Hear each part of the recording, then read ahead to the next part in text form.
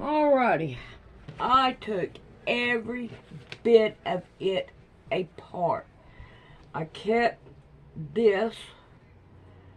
Well, I should have got all the threads off of it. I did the black. And I kept these. But I'm going to redo the top of it. And I'm not going to use this. So, I wonder if I can use this. And I'm going to move these. Instead of them being way down here, I'm going to move them up to right about here. And it'll give me a little space, I would say.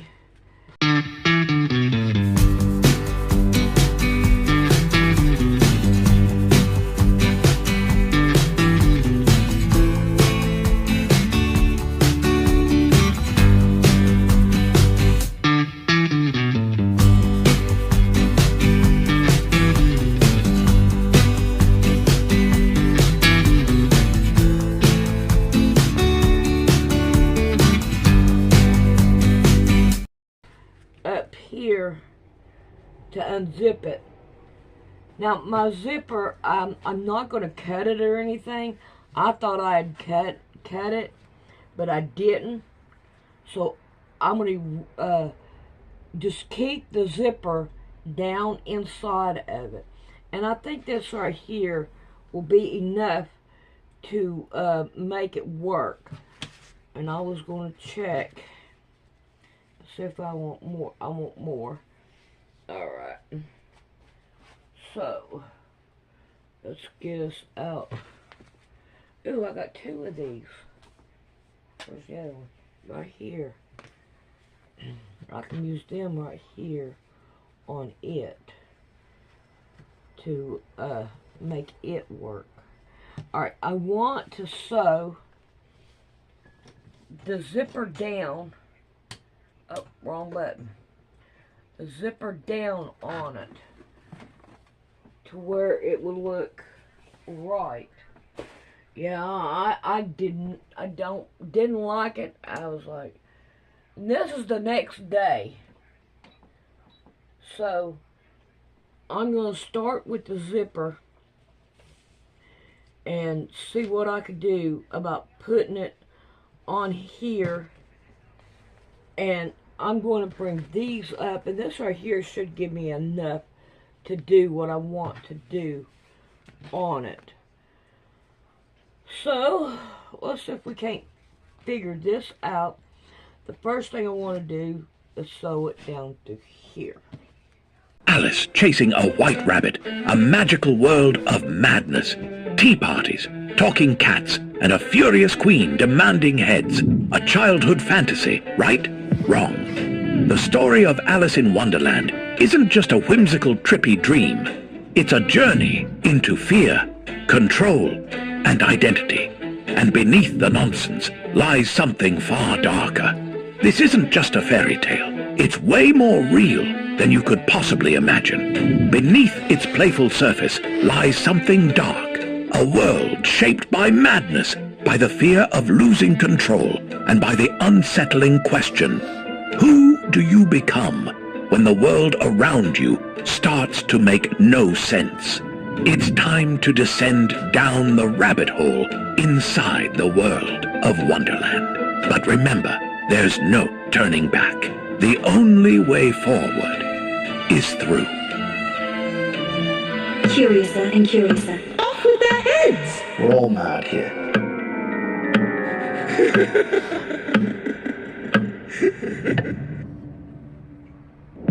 Before we step into Wonderland, let's meet the man who created it, Charles Lutwidge Dodgson, better known by his pen name, Lewis Carroll.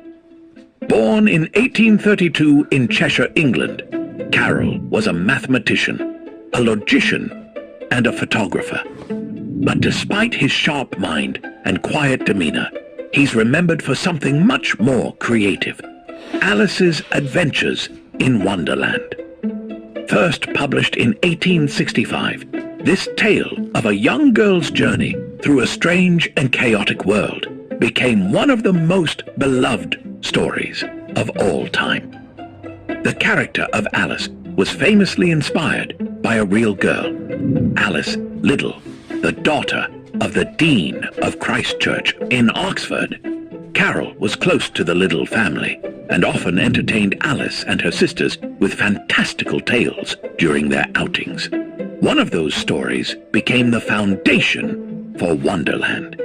However, Carol's friendship with Alice has been the subject of much speculation. Historians and scholars have long debated the nature of their relationship, especially in light of missing pages from his personal diaries. Pages that cover key years during his friendship with the Liddell family.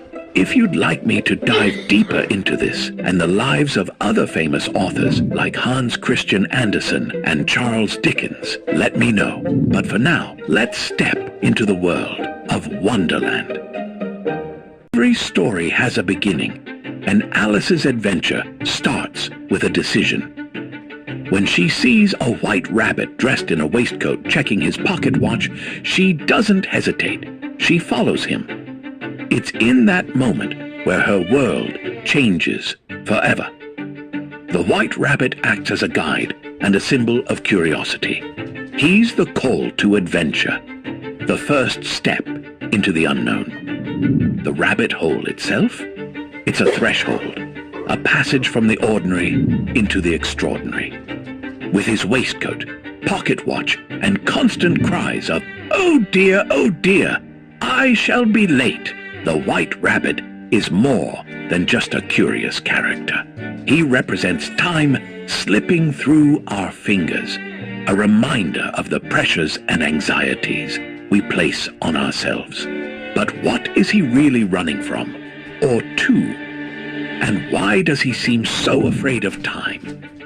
In Victorian society, punctuality and structure ruled everything, especially for those serving under powerful figures. The White Rabbit could be seen as a servant to time itself racing, not because he wants to, but because he's afraid of the consequences of stopping.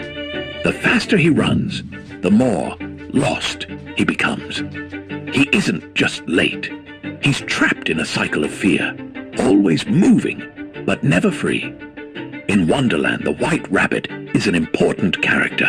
He shows us how easily we can become prisoners to time, chasing something that always seems just out of reach. But sometimes, the faster we run, the farther away we end up. In Wonderland, it's never about where you're going. It's about who you become while you're trying to get there. Wonderland, everyone has something to say, but few have as much impact as the caterpillar. Perched on a mushroom and surrounded by the hazy tendrils of his smoke, he seems like just another strange inhabitant of Wonderland. But then he asks Alice a question that stops her in her tracks. Who are you? Forcing Alice to confront something terrifying. The idea that she doesn't even know who she is anymore. It's her sense of self that feels unsteady. The caterpillar's question is simple, but Alice has no answer. Because in Wonderland, identity is slippery. It changes, twists, and slips through your fingers. This isn't just a question for Alice, it's a question for anyone who's ever felt themselves change in ways they didn't understand. Alice's constant growing and shrinking isn't just for show. It's a look into how life forces us to change, often against our will. Childhood, adolescence, adulthood. We stretch and shrink to fit the world around us, sometimes feeling too big, sometimes too small, and rarely just right. Life doesn't ask for permission. It transforms us whether we're ready or not. Even as he speaks, he sits atop a mushroom, a symbol of experimentation, transformation, and balance. But here's the irony. The caterpillar asks Alice who she is, while he too is in the middle of a transformation. Soon, he'll shed his form and become something completely new. In many ways, he's telling Alice that it's okay not to have all the answers, because change is inevitable. Alice is navigating Wonderland and herself.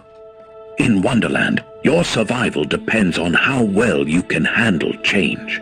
And sometimes the answer to who are you isn't as simple as we want it to be. When Alice finds herself lost, she turns to the Cheshire Cat, who gives her directions without really giving her any answers. "It doesn't much matter which way you go," he says.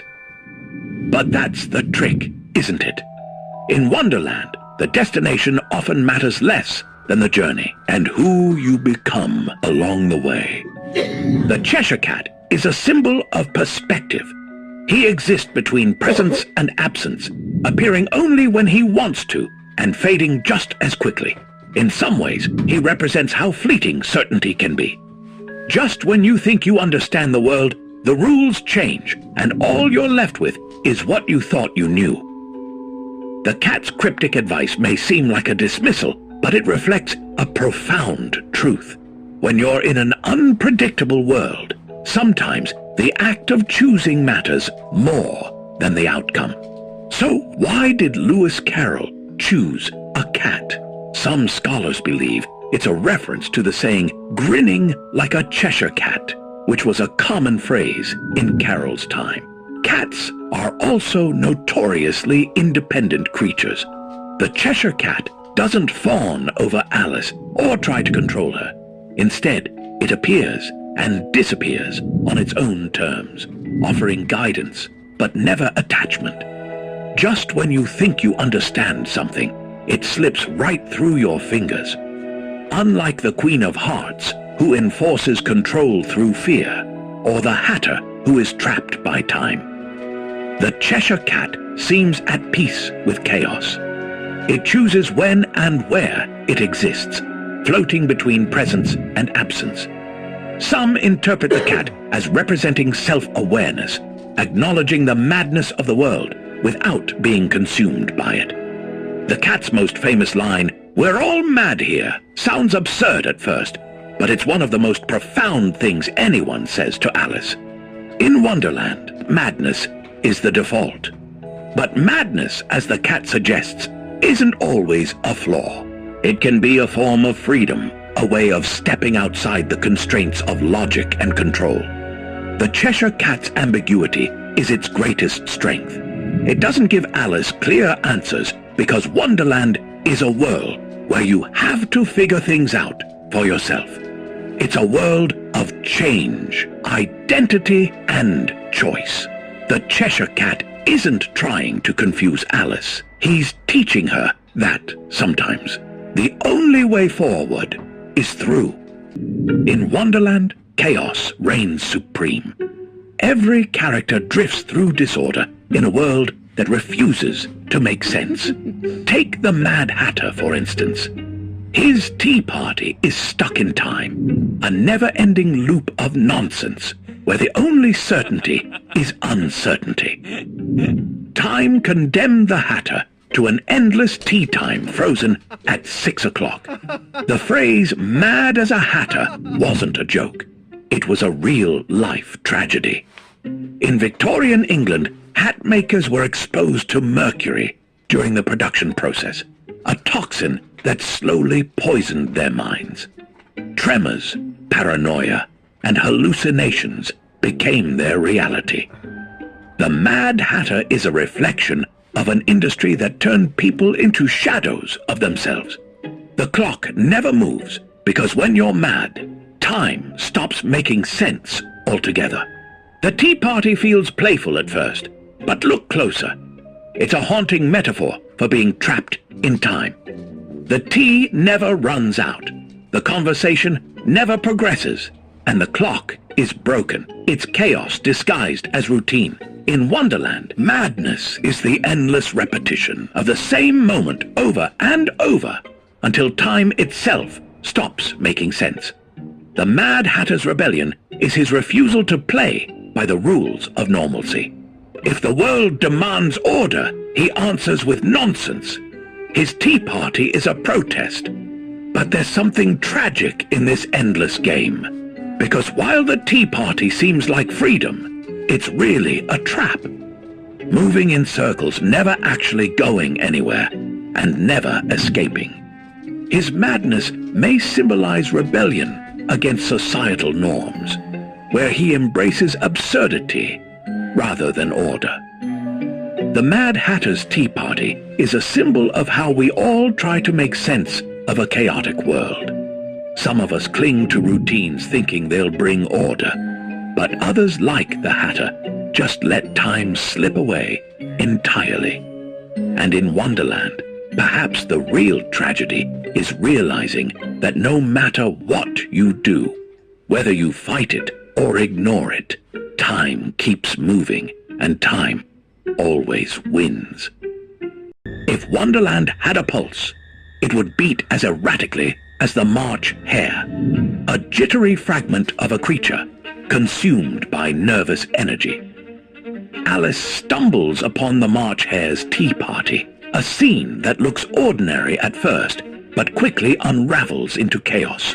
The March hare invites Alice to sit, but his hospitality is as erratic as his behavior. His mind is stuck in a permanent frenzy, unable to slow down. He represents the fear of collapse, the moment where the last thread holding your sanity together finally snaps. In this world, nothing is predictable, and that's the point. The phrase "mad as a March hare" came from real life. Hares in March, during their breeding season, are known for their erratic, almost frenzied behavior, leaping, boxing, and jittering as if the world itself has spun out of control. Wonderland is a reflection of what happens when the world stops making sense. The real madness isn't in the Hatter, the hare, or the Queen. It's in the fear that we might wake up one day and find ourselves lost in a story where we don't recognize who we are anymore. In Wonderland, the true terror isn't the chaos. It's the slow, creeping realization that maybe you belong there.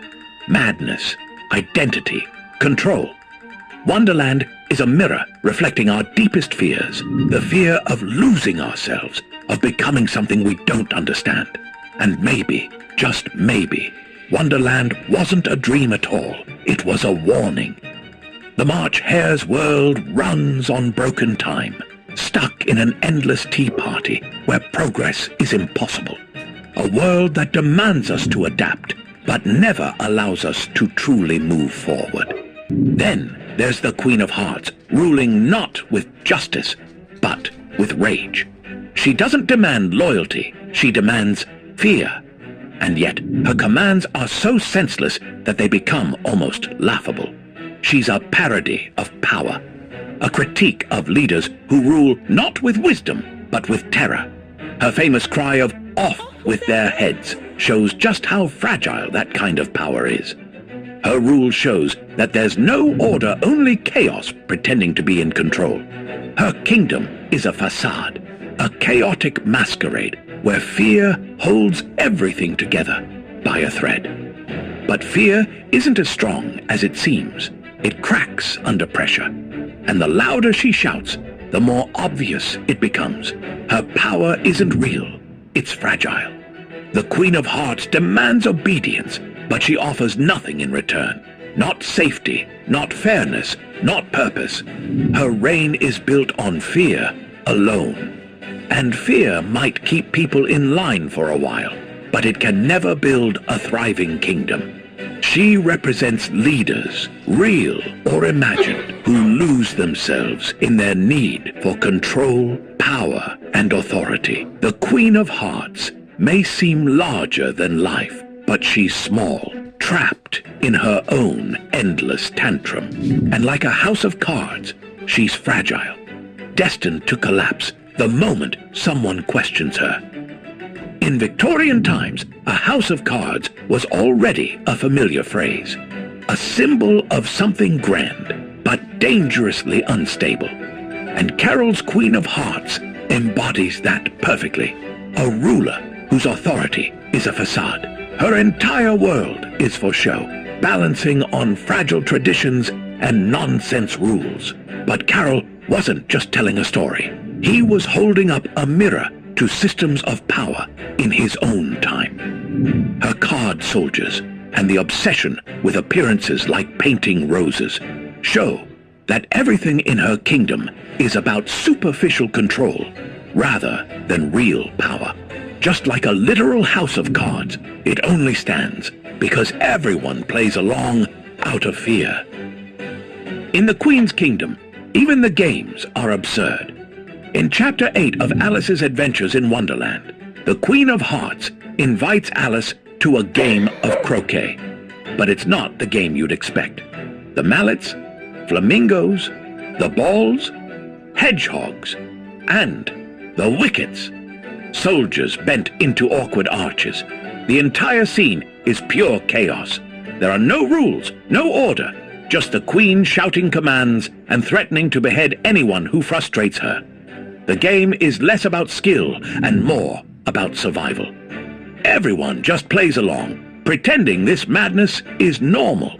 The Queen's croquet game is bizarre, but shows how fragile her authority really is. The players aren't following her rules because they respect her. They're obeying out of fear. The croquet game symbolizes the chaos of trying to fit into a world where the systems of power like the Queen of Hearts are unjust, inconsistent, and absurd. It's a critique of systems that demand obedience while constantly changing the rules to suit those in power. In Victorian England, where propriety, rationality, and control were paramount, few things were feared more than being labeled mad. A diagnosis that often led to lifelong social exile. There was a strong belief that madness could run in families, and it was seen as a shameful condition that could ruin an entire family's reputation. Mental illness was feared because it carried an overwhelming stigma. Unlike physical ailments, madness was thought to result in unpredictable behavior, making those afflicted seem dangerous or embarrassing. Asylums were built as much to protect society from the mentally ill as they were for treatment. Mental asylums in Victorian England were grim places. Those who entered rarely left. People with illnesses that today might be understood and treated were labeled as lunatics and locked away. To be declared mad was to be cast out from the world. A living ghost hidden behind walls society didn't want to look at. In Alice in Wonderland, we see disorientation, confusion, and fear. Alice falls into a world where the rules no longer make sense, where time is meaningless and language unravels into nonsense. Some historians believe that Wonderland was a metaphor for the terrifying loss of control that came with mental illness. Victorian society thrived on appearances and control. But beneath the polished surface of tea parties and parlors was an undercurrent of fear. Fear of what couldn't be controlled. Alice's fall into Wonderland is a reflection of that cultural fear. The fear of being lost, forgotten, or dismissed as mad. Alice's journey begins with curiosity, but it quickly becomes something else. A test. She's no longer in a world of comfort and familiarity. She's fallen into chaos, and the question remains, is she giving up control or desperately trying to keep it? Alice, a young girl full of wonder and curiosity, falls into a world that doesn't make sense.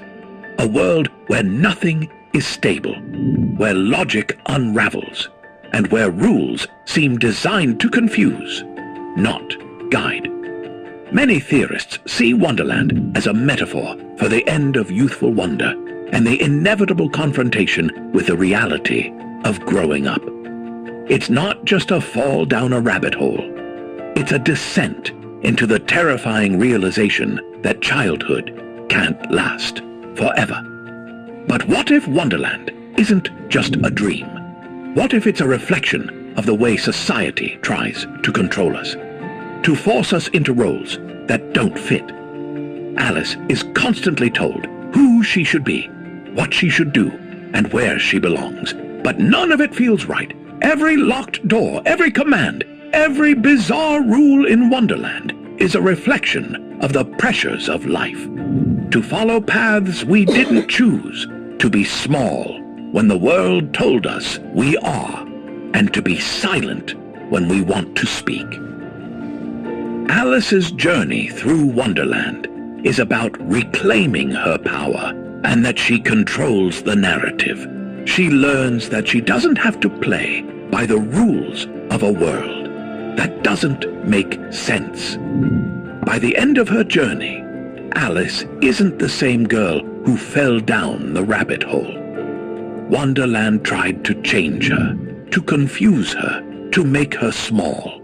But instead, it forced her to realize something, that the world will always try to tell you who you are. Her tale has survived for over a century because it taps into something universal. The fear of losing yourself in a world that doesn't make sense. In the end, Wonderland isn't just a faraway place. It's a mirror, a reflection of everything you carry inside. Your fears, your hopes, your doubts. And what you see looking back at you depends on who you are when you fall down the rabbit hole.